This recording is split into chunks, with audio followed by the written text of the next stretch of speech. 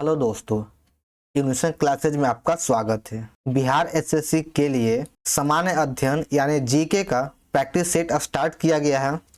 प्रत्येक सेट में 25 प्रश्न होगा और सभी सिलेक्टेड क्वेश्चन ही होगा जो बिहार के किसी न किसी एग्जाम में पूछा गया प्रीवियस ईयर क्वेश्चन ही है। और दोस्तों, इस टॉपिक में, इस वीडियो सीरीज में जो टॉपिक रहेगा वह history, polity, geography, economics, static GK and Bihar से संबंधित ही प्रश्न रहेगा। इसमें करंट अफेयर नहीं होगा, इसमें सिर्फ जीके का प्रश्न रहेगा जो बिहार एसएससी के सिलेबस में दिया गया है। करंट को छोड़ करके बाकी सभी क्वेश्चन का मिक्सर रहेगा और ये जीके का सेट डेली करवाया जाएगा। डेली आपको वीडियो मिल जाएगा जब तक कि एग्जाम ना हो जाए। तो चलिए हम लोग बढ़ते हैं अपने प्रश्न की ओर। और आप सभी से अनुरोध है कि इस वीडियो को ज़्यादा से ज़्यादा शेयर करें और नए हैं तो चैनल को सब्सक्राइब करना ना भूलें और वीडियो को अंत तक देखें। एक भी क्वेश्चन स्किप नहीं करें क्योंकि सभी क्वेश्चन बहुत ही महत्वपूर्ण हैं। तो चलिए हम लोग शुरुआत करते हैं। आप लोग पहला सेट, तो सेट नंबर 1 का पहला क्वेश्चन है, भारतीय राष्ट्रीय कांग्रेस ने निम्नलिखित में से किस गोलमेज सम्मेलन में भाग लिया था? तो भारतीय राष्ट्रीय कांग्रेस के द्वारा द्वितीय गोलमेज सम्मेलन में भाग लिया गया था। ऑप्शन बी सही है। और ये बाकी पहले और दूसरे में भाग नहीं लिया था। 11वीं पंचवर्षीय योजना किस वर्ष समाप्त हुआ? तो 11वीं पंचवर्षीय योजना वर्ष 2012 में समाप्त हुआ था। ऑप्शन नंबर डी सही है।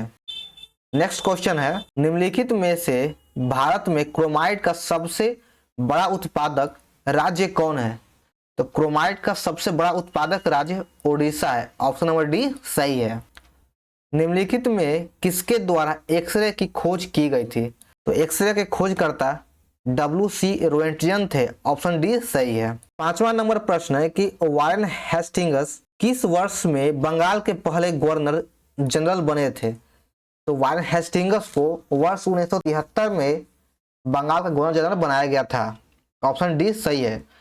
और यह 1773 ईस्वी के रेगुलेटिंग एक्ट के तहत बनाया गया था और इसी एक्ट के तहत बंगाल के गवर्नर को बंगाल का गवर्नर जनरल कहा जाने लगा था, इसी के एक के बाद से। चलिए अगला प्रश्न है, आगरा में मोती मस्जिद किस मुगल शासक से संबंधित है? यानी आगरा का मोती मस्जिद किसके द्वारा बनाया गया था? तो यह शाहजहां के द्वारा बनाया गया था। ऑप्शन डी सही है। 10 डिग्री चैनल किनके बीच पाया जाता है? या 10 डिग्री चैनल किसको किसको अलग करता है या जोड़ता है? तो यह लिटिल अंडमान और कार निकोबार को अलग करता है। ऑप्शन सी सही है। भारत के राष्ट्रपति के निर्वाचक मंडल में निम्नलिखित में कौन शामिल नहीं होता है? तो भारत के राष्ट्रपति के निर्वाचक मंडल में राज्यों के विधान परिषद के सदस्य शामिल नहीं होते। ऑप्शन नंबर बी सही है।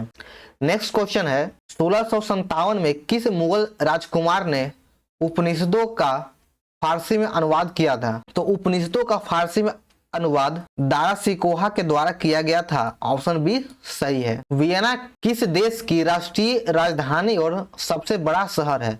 तो वियना ऑस्ट्रिया की राजधानी और सबसे बड़ा शहर है। निम्नलिखित में से कौन सी मिट्टी भारत में दूसरी सबसे ज्यादा पाई जाने वाली मिट्टी का प्रकार है? तो वह हो जाएगा काली मिट्टी। ऑप्शन बी सही है। और प्रथम नंबर पे जलोढ़ मिट्टी आता और दूसरे नंबर पे काली मिट्टी आता है।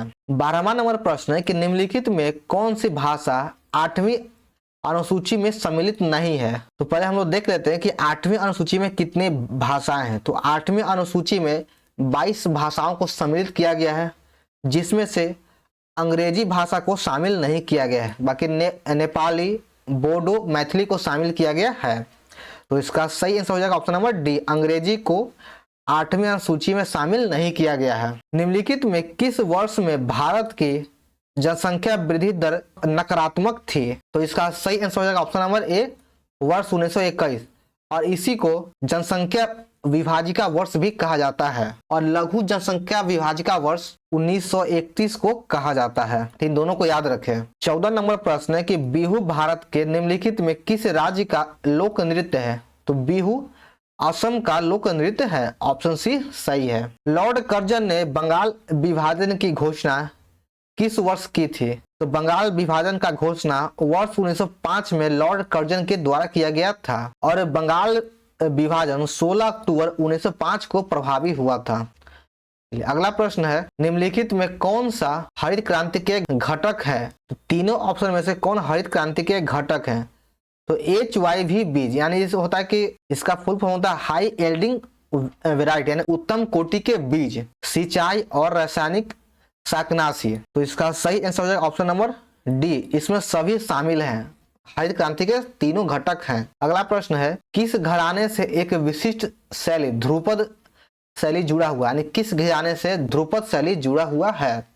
विशुनपुर घराने से ध्रुपद शैली का संबंध है, ऑप्शन ए सही है। संसद संविधान के तहत भारत की आधिकारिक भाषा पर प्रावधान में संशोधन कर सकती है, तो इसके सदस्यों का एक साधारण बहुमत के द्वारा, यानी संसद साधारण बहुमत से संशोधन कर सकता है, ऑप्शन ए सही है। निम्नलिखित में कौन सा बांध नर्मदा नदी पर बनाया गया है?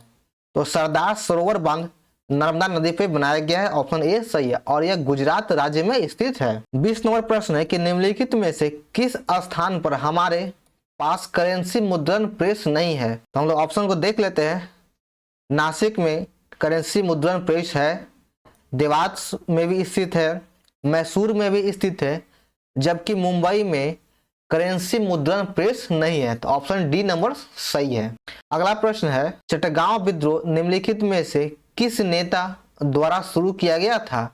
तो चटगांव विद्रोह का शुरुआत सूर्यसेन के द्वारा किया गया था, ऑप्शन नंबर सी सही है, और ये चटगांव अभी वर्तमान में बांग्लादेश में स्थित है। स्वतंत्रता आंदोलन के दौरान निम्नलिखित में से किसने बिहार में कन्या स्वयं सेविका दल की स्थापना की थी, या किसके द्वारा कन्या स्वयं सेविका दल का स्थापना किया गया था? तो वह व्यक्ति है विंध्यवासिनी देवी के द्वारा कन्या स्वयं सेविका दल का स्थापना किया गया था, ऑप्शन सी सही है। चलिए नेक्स्ट क्वेश्चन है, सिक्का अधिनियम 2011 भारत में रुपए के मूल्य वर्ग तक के सिक्के जारी करने की अनुमति देता है, यानी सिक्का अधिनियम वर्ष 2011 भारत में कितने रुपए के मूल्य वर्ग तक सिक्के जारी करने का अनुमति देता है? तो आप 1000 रुपए तक के सिक्के जारी करने की अनुमति देता है, ऑप्शन सी सही है। दक्षिण गोलार्ध में निम्नलिखित में से कौन सा अक्षांश के समांतर है, यानी दक्षिणी गोलार्ध में अक्षांश के समांतर कौन है?